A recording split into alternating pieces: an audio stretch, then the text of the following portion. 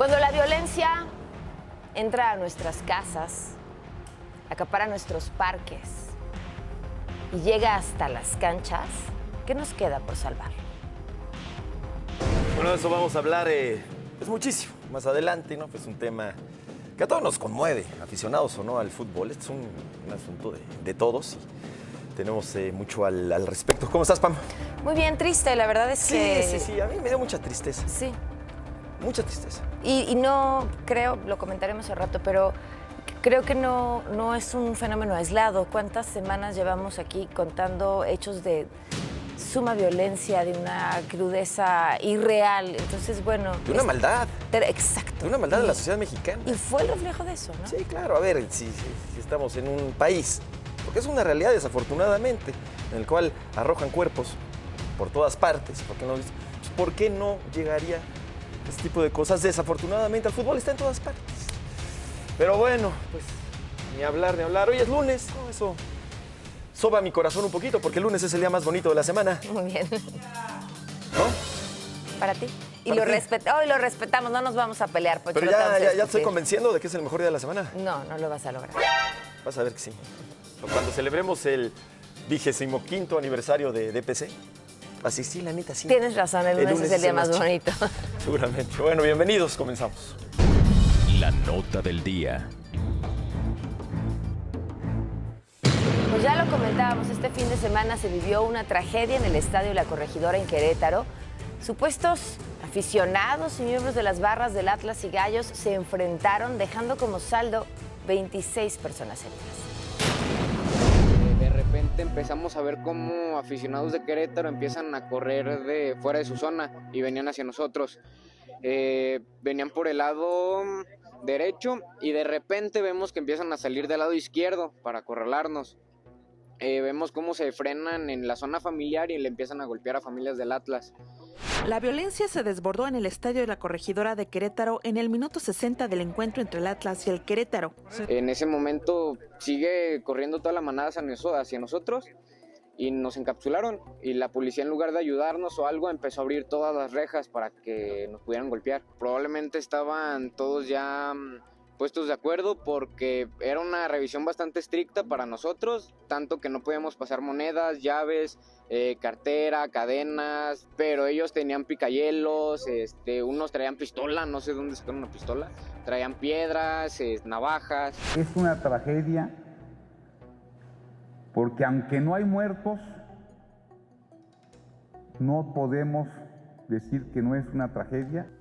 El saldo hasta el momento, 26 hospitalizados. De estos son 24 hombres y 2 mujeres. De ellos 7 han sido dados de alta, 3 graves, 10 delicados y 10 sin gravedad. Las investigaciones se están llevando a cabo para deslindar quiénes son responsables de los hechos.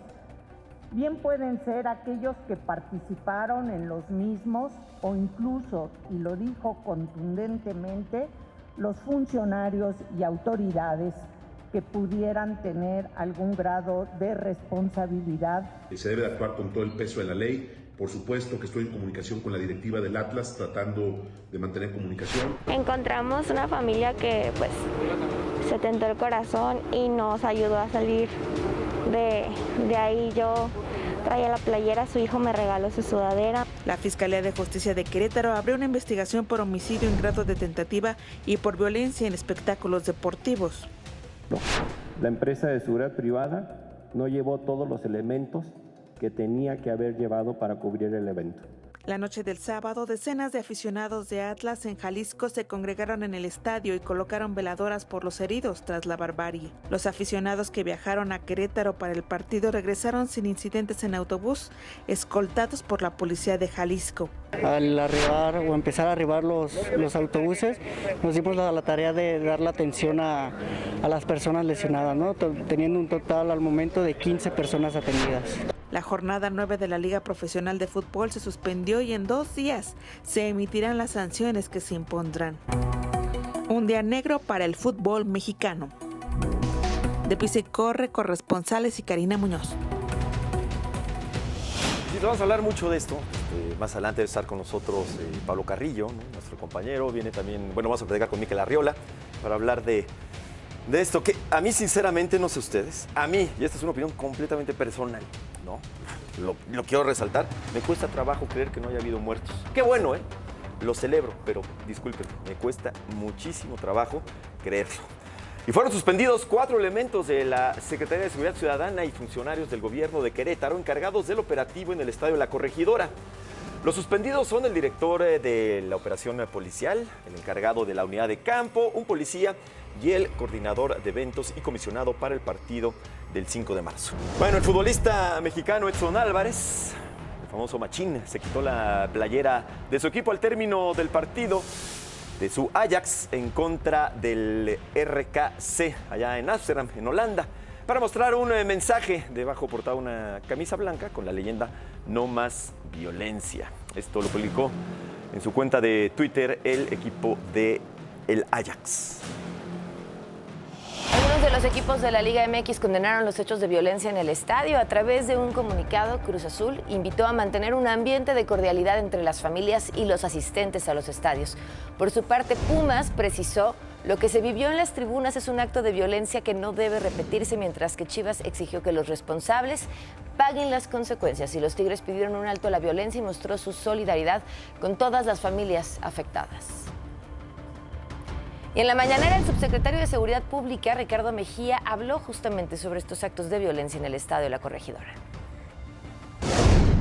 En un primer momento, se estuvo manejando en diferentes redes sociales la noticia de 17 muertos, la cual, con toda la evidencia, los informes médicos, Protección Civil y los aficionados que están en los hospitales, pues no corresponde a la realidad.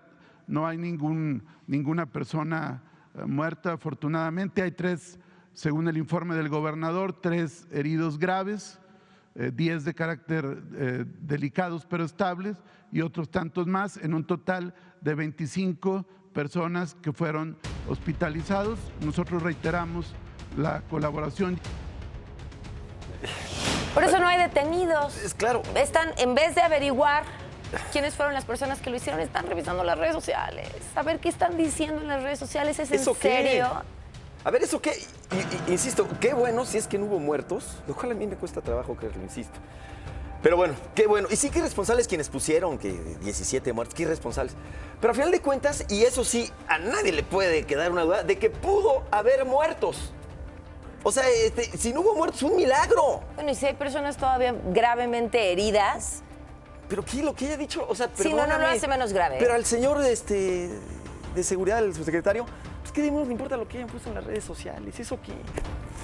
Bueno, pues en más temas de violencia, un grupo de periodistas se manifestó este sábado en Zacatecas para exigir justicia por el asesinato de Juan Carlos Muñiz, acribillado el viernes pasado, mientras conducía en taxi en el municipio de Fresnillo. Juan Carlos, quien era conocido como Rigoberto, cubría información policíaca. Se convierte así en el 7º periodista asesinado en México en lo que va de este 2022. Estamos muy dolidos porque ya nos afectó a nosotros aquí en Zacatecas el que hayan matado a un compañero periodista, y exigimos una investigación profunda, resultados inmediatos, protección también para la familia de Juan Carlos y protección, por supuesto, para todos, porque, insisto, todos corremos riesgos ante esta ola de inseguridad que se vive en el país, en Zacatecas, y tristemente en Fresnillo, pues bueno, primer lugar nacional de inseguridad. Descansa en paz. Familiares y amigos de Erika Polanco Camarena, quien desapareció el pasado 22 de febrero, junto con los ingenieros David Rafael Reyes y Edgar Delgadillo, cuando viajaron de Jalisco a Michoacán por cuestiones laborales, se manifestaron en la tarde de este sábado por las calles de Guadalajara para exigir que se agilicen las investigaciones para dar con su paradero. Llegué a Michoacán, a las autoridades de Michoacán, para que puedan estarse moviendo lo más ágilmente con el caso de mi hermana y los otros 2 desaparecidos, porque pues ya estamos muy desesperados. Tanto en la marcha se ve cuánto gritamos por el nombre de mi hermana, y pues su hijo también ya está desesperado por ver a su mamá. Bueno, vámonos con De Dos Sopas. Hay muchísimas cosas que nos gustaría preguntarles a ustedes, ¿no? Pero bueno, es común que cuando hay violencia en los estadios de fútbol, de las primeras cosas que se dicen, ¿no?, quizás de manera inmediata, es: vamos a prohibir la venta de cerveza en los estadios. ¿Ustedes creen que esto ayudaría? ¿Ayudaría sí o no? ¿Qué piensan? ¿Participe con nosotros? A ver, la cerveza siempre se ha vendido en el fútbol mexicano, ¿no? Y hace muchos años no había este tipo de violencia. Es una realidad. Entonces yo no sé qué tanto puede ayudar esto. A mí me parece una solución así medio, perdón la palabra, al chile.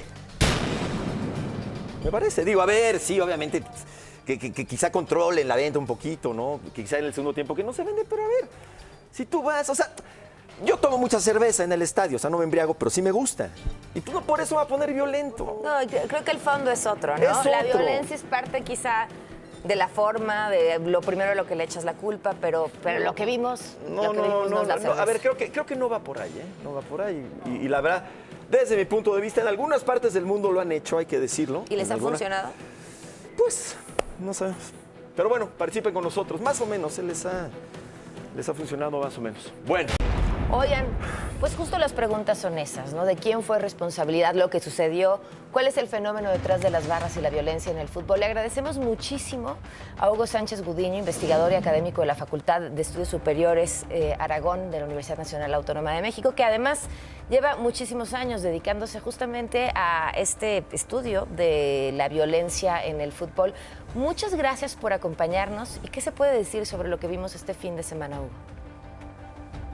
Mucho gusto, buenos días. Sí, pues estamos viendo un fenómeno que no es nuevo en México, que generalmente tiene unos 20, 25 años, las barras bravas, que surgen como grupos de animación, pues que pretenden armonizar, digamos, el festejo, la fiesta y la alegría de los aficionados en los estadios, pero que en la actualidad se han convertido en grupos tóxicos, violentos, y sobre todo pues infiltrados por el crimen organizado, como ahorita estamos observando en lo ocurrido el fin de semana en el Estadio Corregidora, y bueno, donde hay tanto testimonios gráficos como testimonios documentales, y que bueno, pues las autoridades por un momento se han sentido como rebasadas ante un fenómeno que tiene muchos años de vida en México y al que poco caso se ha hecho para, digamos, pacificarlo de alguna manera.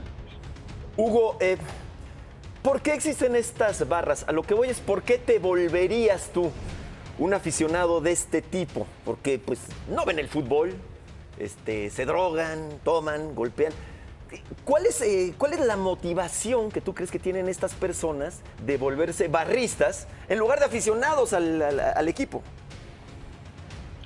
Bueno, el origen pues es el modelo argentino. En Argentina operan con muchísimo éxito este tipo de grupos de animación, y el éxito es tal que logran que haya una pasión desbordada en los equipos, y obviamente el marketing, las entradas, el número de seguidores de los equipos, y eso se traduce obviamente en popularidad y en ganancia para los equipos rivales. En Argentina, pues en Brasil mismo, y hoy aparecen noticias también de muertos y de heridos en Brasil, que Brasil y Argentina son dos países sumamente competitivos a nivel global, y son dos países que tienen este modelo. En Argentina son las barras, en Brasil se llaman las torcidas. Aquí en México, pues hace 20 y tantos años, pues se les importó, se les trajo acá, probablemente porque el modelo de animación que existía en aquel entonces parecía ya muy añejo, hacía poca química con los aficionados, y me parece que esa fue la intención original del equipo Pachuca, que fue el que las trajo ese modelo. Después, al ver el éxito que esto tuvo, los otros equipos de la primera división hicieron algo parecido, y pues aparentemente funcionó muy bien en una primera etapa, pero ya en las siguientes etapas se fue descomponiendo, y aunque estos grupos tienen el apoyo financiero de las directivas, el transporte, los uniformes, los boletos y demás, pues hay momentos en que parece un pequeño Frankenstein que no puede ser controlado. Hugo, hablabas acerca de la intromisión del crimen organizado en estos grupos. ¿Cuánto tiempo lleva este fenómeno y cuáles son estas pruebas que decías, documentales que había de que esto está sucediendo? De hecho, estos grupos empiezan a tener expresiones violentas prácticamente a finales del siglo pasado, que es cuando surgen. Ya en este siglo XXI se observa en la primera década de este siglo acciones, ¿no?, en las que hay enfrentamientos en los estadios, y en esas acciones se observan que hay grupos juveniles, pandillas o grupos vinculados con alguna organización criminal, pero no es sino hasta en años recientes en los que ya se percibe con mayor claridad una penetración de algunos miembros de cárteles en los distintos grupos de animación. Antes se observaba este fenómeno en el norte del país, en entidades, no sé, como Monterrey, como La Laguna, como Tijuana, como Ciudad Juárez, donde pues, los cárteles tienen una presencia muy importante y por ende jóvenes miembros de esos cárteles o simpatizantes formaban parte de las barras. Hoy en día pues el cártel se ha extendido a todo el país, al centro, al sur, y entonces hay muchos indicios de que jóvenes pertenecientes a esos grupos forman parte de los grupos de animación. En el caso de Querétaro y Atlas, pues las evidencias gráficas y testimonios de gente que conoce o que se conocen entre ellos, pues ha dado pie a ello. En Jalisco, pues hay evidencias hace algunas semanas de los propios jugadores que mandan saludos a gente del cártel, a capos del cártel Jalisco Nueva Generación. Y en el caso de Querétaro, pues está en un corredor donde se mueve el cártel que controla el huachicol y que se dedica al robo de combustible. Por ende, no es nada desproporcionado que en efecto estos grupos tengan miembros jóvenes que forman parte de estas barras deportivas y que, bueno, pues sean, digamos, detonadores de ciertas acciones violentas como las que vimos este fin de semana. Hugo, muchas gracias por tu tiempo. Recibe un abrazo. Gracias. Y vamos con más información con Ina Cervantes. Realizaron un operativo de seguridad en Tixla Guerrero, elementos de la Guardia Nacional, Policía Estatal y Policía Ministerial para evitar que normalistas de Ayotzinapa ingresen camiones robados a la escuela. El filtro se instaló sobre la carretera federal a la altura del crucero hacia Pango. Informó la Secretaría de Marina que en 2 acciones diferentes elementos de la Armada aseguraron 3.200 litros de combustible y 8 personas en el puerto de Acapulco, Guerrero. Pidió el ministro de Exteriores de China, Wang Yi, a Washington que deje de intervenir en los asuntos internos de su país, sobre todo en relación a Taiwán. En una conversación con el secretario de Estados Unidos, Anthony Blinken, señaló que la Unión Americana debe respetar el principio de una sola China. ¡Ándale! Bien, bien. ¿Qué pasó? ¿Por qué no me dijiste que venía Cristiano Ronaldo? ¿Me quieres saludar? Déjalo. No me deja tocarle. Este brother sí me da miedo. Oye, a ver. Pero ella sí no hay bronca. Ella es una grosería. Oye, no se pierda. ¿Esto qué? Un regalo. ¿Pero qué tiene que ver la Navidad? No se pierda más adelante el White Chicken de oro. Por favor, va a estar buenísimo. Muy bien. El White Chicken, más adelante.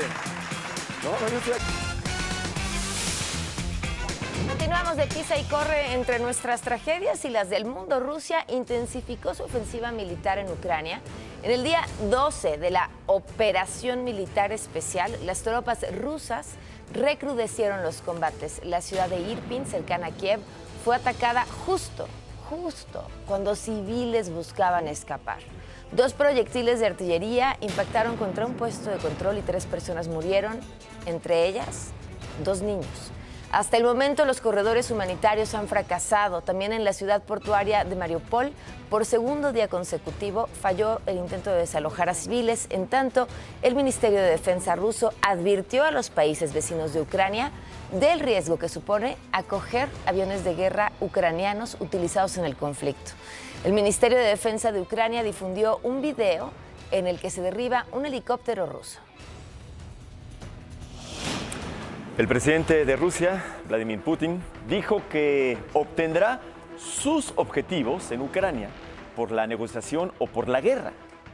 En una llamada telefónica con su homólogo francés, Emmanuel Macron, Recalcó además que no era su intención, así dijo, que no era su intención atacar centrales nucleares. Durante su conversación de 1 hora con 45 minutos, Macron encontró a Putin muy decidido a conseguir sus objetivos, entre ellos lo que el presidente ruso llama la desnazificación y neutralización de Ucrania. Y el presidente de Ucrania... Perdón, es que nos echaron la cámara. Sí. ¿Ibas a comentar algo? No, nada, sigue, Pancho. Sí. Pero subiste el rating cuando sales tú. El presidente de Ucrania, el señor Zelensky, acusó de que, al ejército de Rusia que se prepara para bombardear Odessa y advirtió que sería un crimen de guerra y un crimen histórico. Señaló que Moscú preparó la invasión de forma cruel y cínica, sabiendo que violaba las normas de la guerra. Вони готуються бомбардувати Одесу. Одесу. Росіяни завжди приїжджали в Одесу. Завжди відчували в Одесі тільки тепло, тільки щирість. А що тепер? Бомби проти Одеси. Артилерія проти Одеси, ракети проти Одеси. Це буде воєнний злочин. Це буде історичний злочин. De acuerdo con la Oficina del Alto Comisionado de las Naciones Unidas para los Refugiados, 1.534.790 personas han huido de Ucrania. Según datos de la Guardia Fronteriza de Polonia, el número de refugiados que entró a ese país es de 1 millón. Precisamente en la frontera entre Polonia y Ucrania se encuentra nuestro compañero Pascal Beltrán del Río, director editorial del periódico Excelsior. Pascal, adelante, buen día, buena tarde para ti. Perdón, no los estoy escuchando. No nos está escuchando. A ver, Pascal, probando 1, 2, 3. ¿Nos escuchas? Creo que no. No. No está escuchando, Pascal. No los escucho. No. Bueno, vamos a ver si más adelante podemos enlazarnos con él y que nos escuche para que nos diga exactamente qué es lo que se está viviendo ahí. Sí, claro. Ahí está. Ya lleva ahí un rato, unos días que nos platique cómo ha vivido este conflicto. Y bueno, algunos mexicanos decidieron quedarse en Ucrania.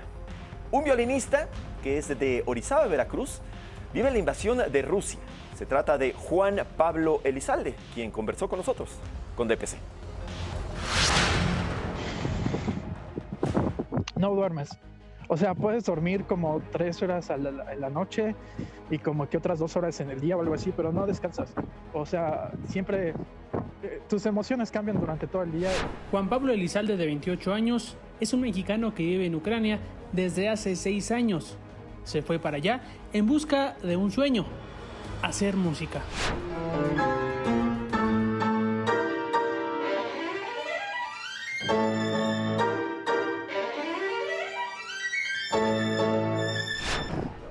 Todo empieza el 24 de febrero, pero me levanta un amigo, me habla un amigo que también es mexicano, Antonio Quesada, y me dice: levántate, hay explosiones.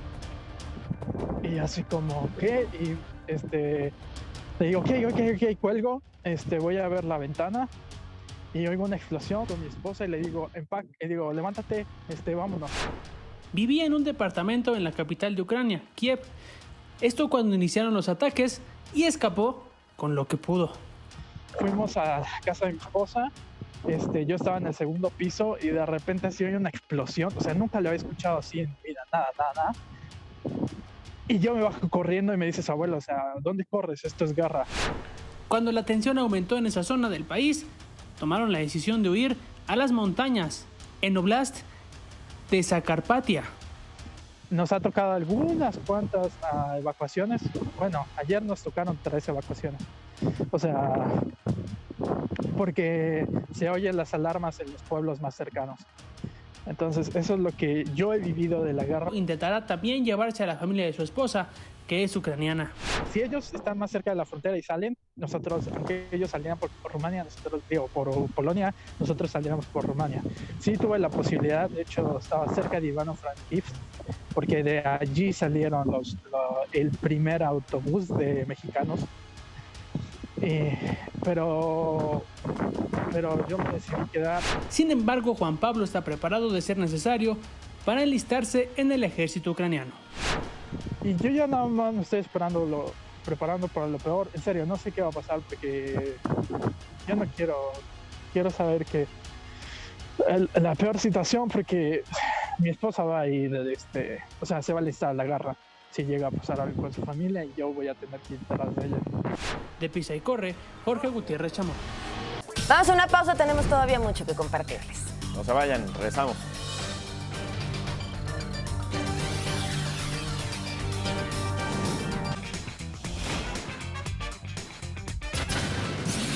Vamos con la editorial de Pamela Cerdeira.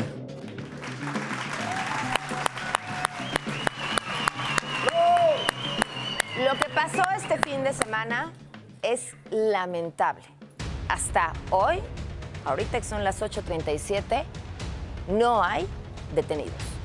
Hay fotografías, hay videos, en teoría conocen a quienes conforman las barras y nadie estaba haciéndose responsable por esas escenas de terror. No pierdan su tiempo con discursos de un lado o del otro lado del espectro político. La razón por la que eso haya sucedido habla del nivel de violencia que somos capaces de ejercer. Por supuesto, no nos es ajeno el terror con el que las familias tuvieron que salir del estadio. Y más allá de eso, las imágenes de las personas que ya inconscientes seguían siendo golpeadas con brutalidad. ¿Hace cuántos días estábamos narrándoles lo que sucedió en Michoacán? La velocidad de la narrativa oficial para no utilizar la palabra fusilamiento. Porque si eso era lo que habíamos presenciado en el video, entonces estábamos ante otro nivel de terror. Y la no velocidad para aclarar al día siguiente que no había muertos, solo heridos ahora. ¿Hace alguna diferencia? Los cuerpos, ahora sabemos con vida en el estadio, nos recuerdan el lenguaje del otro gran mal de México, el de la delincuencia organizada. Esas formas, el golpe, quitarles la ropa. Apenas en octubre del año pasado, la nota era una balacera en un partido de fútbol en Azcapotzalco. Yo no creo que estos sean hechos aislados. El clima que se vive en el resto del país se ve aquí. Autoridades prácticamente con las manos abajo.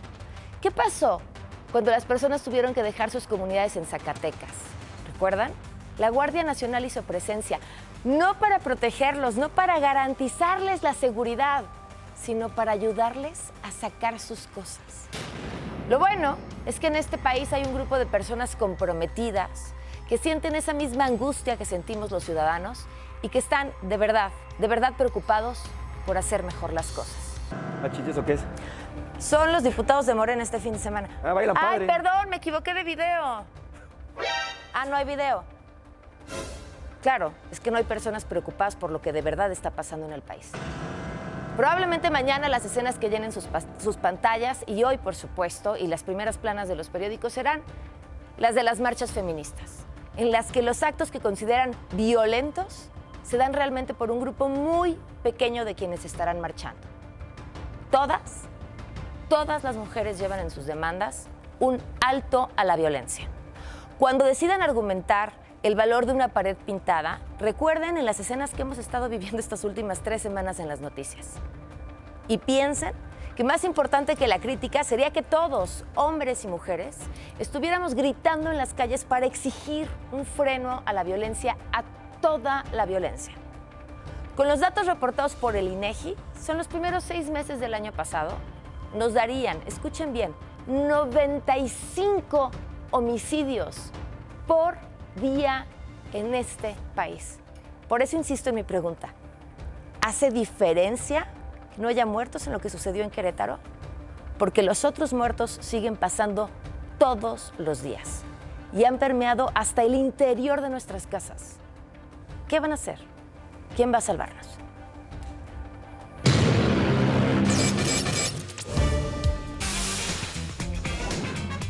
Muchos comentarios. Vamos a revisar los resultados de la pregunta que hicimos en redes sociales. ¿Crees que prohibir la chela en los estadios ayudará a terminar con la violencia? Está cerradón, pero bueno, el 55% dice que no. Yo voto por ese, porque no. Pues sí. Pero bueno, opinen, por favor. Y les digo que muchas opiniones porque la gente está también comentando mucho. Métanse a nuestro timeline y van a leer comentarios. Y vamos con nuestro compañero Ricardo Sánchez hasta Querétaro. ¿Cómo estás, Ricardo? Buenos días. Hola, muy buenos días. Así es, nos encontramos aquí afuera del del estadio de la Corregidora, donde en unos momentos más pues también los empresarios de Querétaro pues darán su posicionamiento al respecto de lo sucedido el pasado sábado, la tarde del sábado, durante el encuentro entre Gallos Blancos y Atlas de Guadalajara, compañeros. Me imagino que se vive un ambiente tristemente especial. ¿Qué es lo que percibes ahí en las inmediaciones del Corregidora? Exactamente, mira, pues más allá de las inmediaciones del Corregidora, donde pues ustedes lo pueden ver a mis espaldas, luce pues quieto como cualquier otro día.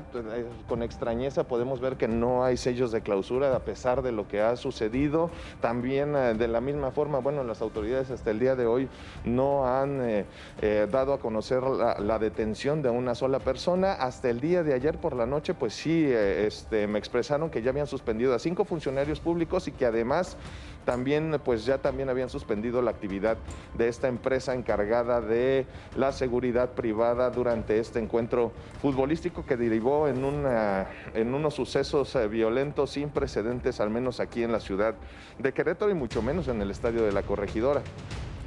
Pues muy bien, te agradecemos mucho tú. En cuanto a la gente que está en los hospitales, sí. El día de ayer también se informó que ya son 7 los que se han dado de alta y bueno, las autoridades policíacas del estado de Querétaro han emprendido un operativo para poderlos acompañar hasta los límites con el estado de Guanajuato. Okay. En los límites con el estado de Guanajuato, las autoridades de aquella entidad los toman y los custodian hasta poder llegar hasta los límites con el estado de Jalisco, donde hacen lo mismo las autoridades de Jalisco hasta llegar a un punto determinado donde pues ya ahí ellos pueden proceder a ubicarse en sus diferentes domicilios. Se espera que el día de hoy, bueno, pues haya más información en cuanto a las acciones que están emprendiendo las autoridades, si haya consecuencias y si ha avanzado en este tema y pues también poder ver un poco de más acción con respecto a las consecuencias que se plantearon el día de ayer. Ya sabemos que el estadio está suspendido por la Liga MX de forma indefinida, que el día de mañana se sostendrá una junta de dueños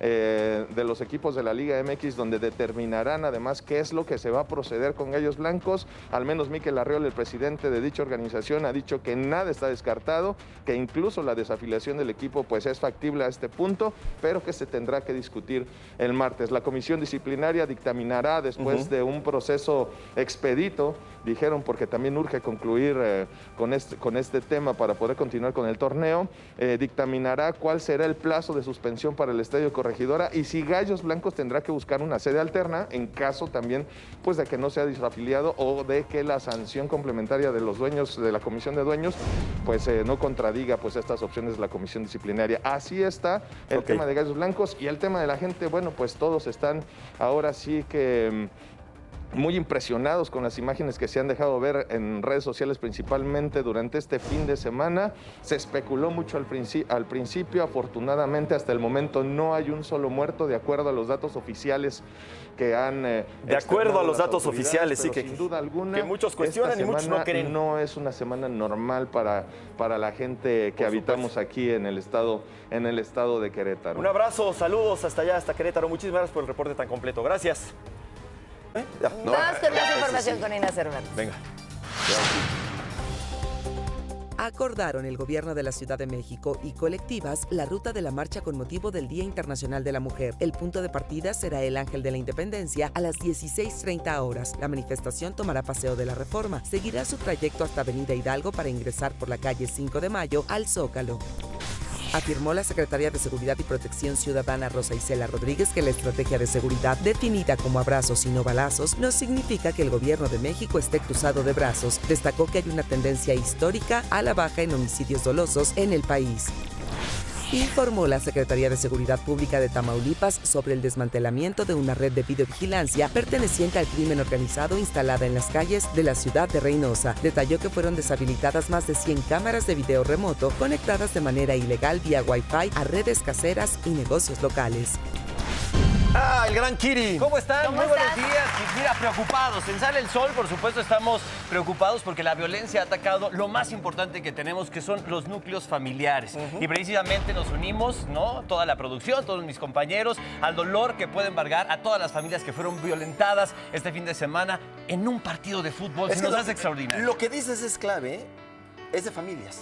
Es que porque el fútbol es un asunto, te gusta o no te gusta, o sea, para muchos es un tema de familias. Ahí se escribe nuestro futuro. Ahí se crían los que van a ser nuestros presidentes, nuestros políticos, nuestros deportistas. Pero bueno, la intención de este día, esta mañana, es esa: no más violencia. Así y en nomás. Sale el Sol nos unimos a este grito desesperado que necesita nuestro país. Así que bienvenidos y así comenzamos. Gracias. Muchas gracias. Vámonos, Mañana. Sale el Sol. Adiós.